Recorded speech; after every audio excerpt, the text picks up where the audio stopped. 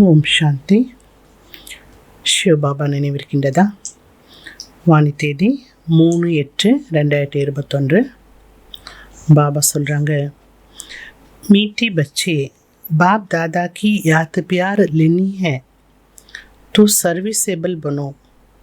இனிமையான குழந்தைகளே, பாப் தாதாவுடைய அன்பு நினைவை பெற வேண்டுமென்றால் சர்வீஸேபிள் ஆகுங்கள், சேவை செய்யக்கூடிய குழந்தையாக ஆகுங்கள். புத்தி में ज्ञान भरपूर है तो वर्षा करो.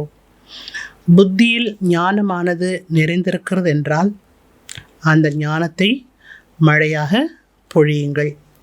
புத்திலேயே ஞானத்தை வச்சுட்டே இருந்தால் அதனால் என்ன லாபம்? உங்களுக்குள்ளே இருக்கிற அந்த ஞானத்தை என்ன பண்ணணும்? மழையாக பொழிய வேண்டும்.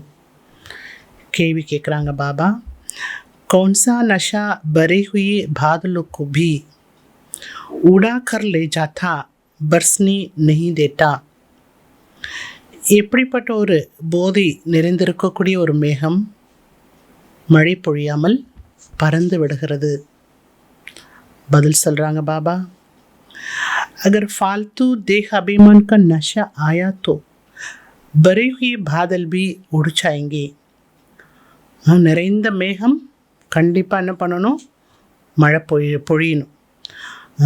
நிறைஞ்சிருந்து கூட மழை பொழிய முடியல அப்படின்னா அதுக்கு காரணம் என்ன சொல்கிறாங்க பாபா?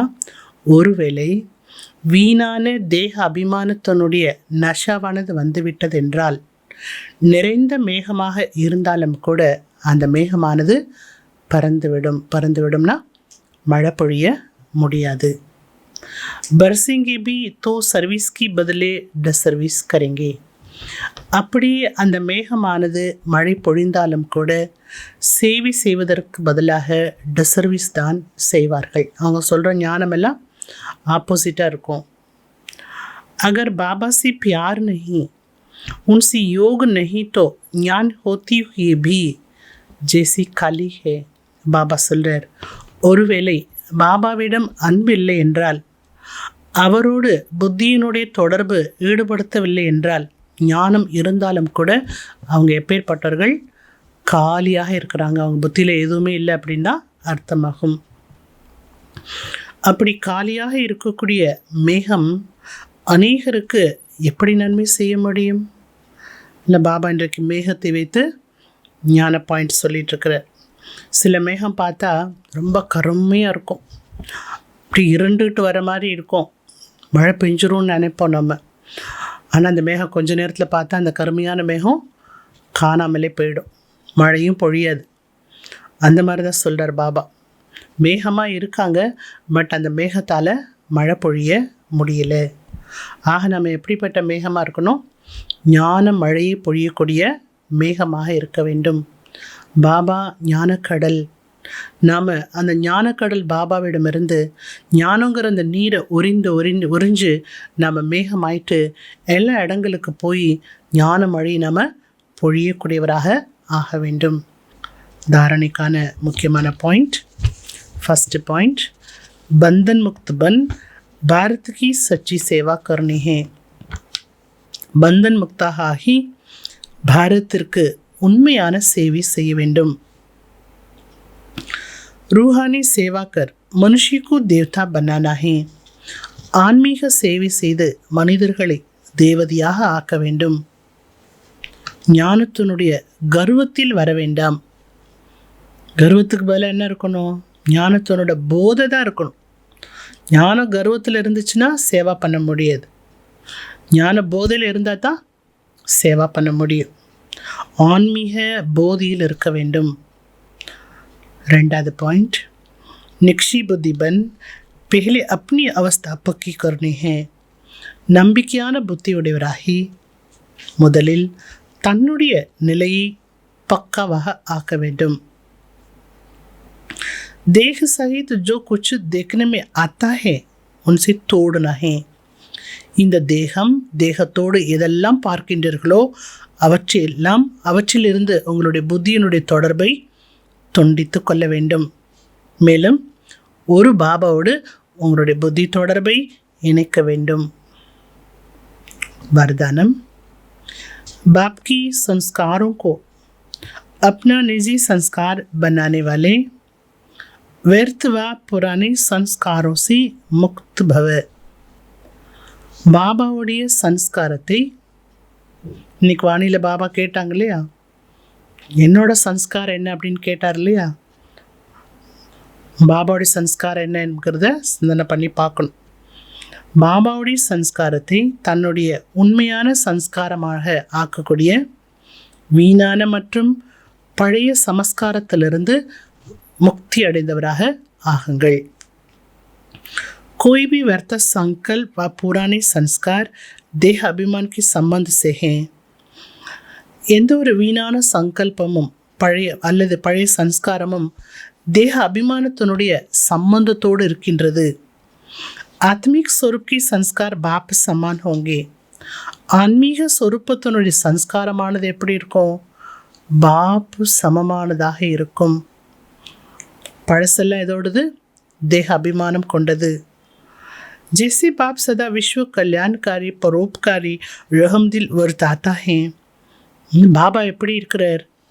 சதா விஸ்வ கல்யாணக்காரி, பரோபகாரி, கருணை உள்ளமுடையவர், வர தாத்தாவாக இருக்கிறார்.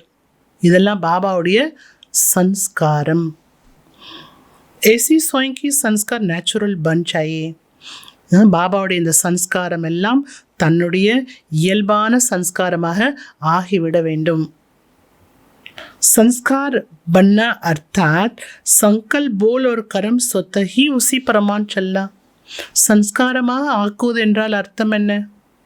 பாபா என்ன சொல்றாரு? என்னோட சன்ஸ்காரம் எல்லாம் உங்களோட சன்ஸ்காரமாக ஆக்கிவிடுங்கள்.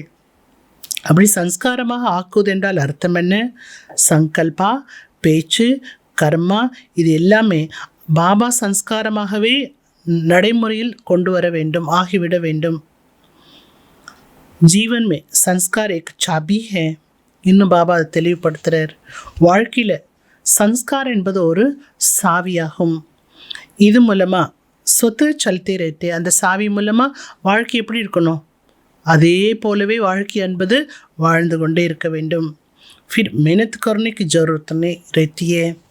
அந்த சாவி போட்டாச்சுன்னா அப்புறம் நீங்கள் உழைக்க வேண்டிய அவசியம் இருக்காது. ஸ்லோகன்: आत्मिक स्थिति में स्थित रह, अपने रथ द्वारा कार्य कराने वाले ही सच्चे पुरुषार्थी है. ஆன்மீக ஸ்திதியில் நிலைத்திருந்து தன்னுடைய ஷரீரத்து மூலமாக காரியங்களை செய்ய வைக்கக்கூடியவர்கள்தான் உண்மையான முயற்சியாளர் ஆவார்கள். நான் ஆத்மா செய்கின்றேன், இந்த சரீரத்து மூலமாக செய்கின்றேன். கையால் வேலை பார்த்தா என்ன நினைக்கணும்? நான் ஆத்மா அந்த கையால் வேலை பார்த்துட்ருக்கிறேன். கால்கள் மூலமாக நடந்து போக வேண்டியது இருக்குல்ல, வாகனங்களை நீங்கள் இயக்க வேண்டியதாக இருக்குன்னா அப்போது என்ன நினைக்கணும்? நான் ஆத்மா அந்த கால்கள் மூலமாக இந்த சேவை செய்துட்ருக்கிறேன், இந்த வேலையை செய்துட்ருக்கிறேன். அப்படி ஆத்ம நினைவு ஒவ்வொரு காரியத்திலையும் என்ன பண்ணணும்? நினைவில் கொண்டு வரணும். அப்படி செய்ய வைக்கக்கூடியவர்கள் தான் உண்மையான புருஷார்த்தி ஆவார்கள். உண்மையான புருஷார்த்தம் செஞ்சால் தான் உண்மையான பிராப்தியை பெற முடியும். அதனால் புருஷார்த்தத்தில் உண்மை கொண்டு வரணும் நம்ம. நல்லது. அடுத்ததாக நம்ம பிரகாஷ்மணி தாதிஜியினுடைய விசேஷதா பற்றி கேட்க போகிறோம். தாதிஜியினுடைய விசேஷதா ஆசீர்வாதத்தினுடைய களஞ்சியத்தினுடைய அதிகாரியாக இருந்தார்கள் தாதிஜி. ஆசீர்வாதம் என்பது கூட ஒரு பொக்கிஷம் இல்லையா?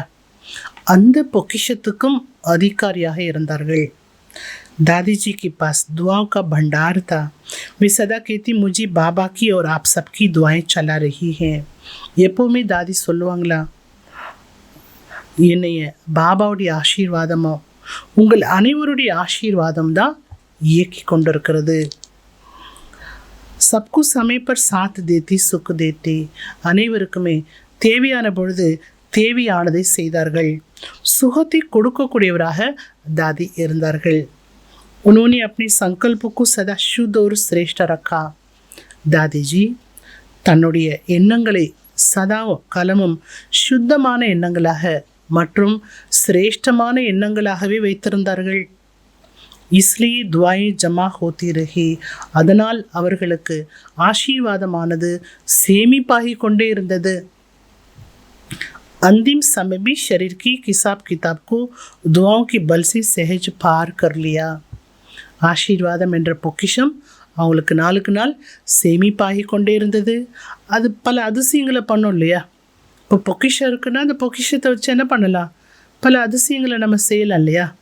அதுபோல தான் ஆசீர்வாதம் என்ற பொக்கிஷம் இருந்ததுனால கடைசி நேரம் சரீரத்தினுடைய கணக்கு வழக்கை அனுபவித்து கொண்டிருந்தாலும் கூட அந்த கணக்கு வழக்க ஆசீர்வாதத்தினுடைய சக்தி மூலமாக சகஜமாக கடந்து சென்றார்கள். उन्हें कभी दुख दर्द की महसूसता नहीं हुई. சரீரத்துக்கு வேதனைகள் இருந்தாலும் அந்த வேதனையும் அவங்களுக்கு ஃபீல் ஆகலை, சரீரத்தினுடைய வலியும் அவங்களுக்கு ஃபீல் ஆகலை. சரீரம் அனுபவிக்க வேண்டியதை அனுபவிச்சுட்டு இருந்தது, ஆனால் அவங்களுக்கு எதுவுமே ஃபீல் ஆகலை. அதற்கு காரணம் என்ன? அவர்களுடைய ஆசீர்வாதத்தினுடைய அந்த சக்தி மலை போன்ற விஷயத்த ஒன்றுமே இல்லாதது போல தாதிக்கு அனுபவம் செய்வித்தது. ஒன்றுமே நடக்கலை அப்படிங்கிற மாதிரி தான் இருந்தாங்க. दादी ने अपनी कर्मों से गुणों से संबंध से सच्चाई सफाई से सबको दुआएं ले ली. दादी जी தன்னுடைய செயல் மூலமாக, அவங்க செய்யப்பட்ட செயல் மூலமாக, கர்மா மூலமாக, குணத்தின் மூலமாக, சம்பந்தத்து மூலமாக, சக்தி மற்றும் சுத்தத்து மூலமாக அனைவருடைய ஆசீர்வாதத்தை பெற்றார்கள். சும்மா ஆசீர்வாதம் கிடைச்சிருமா?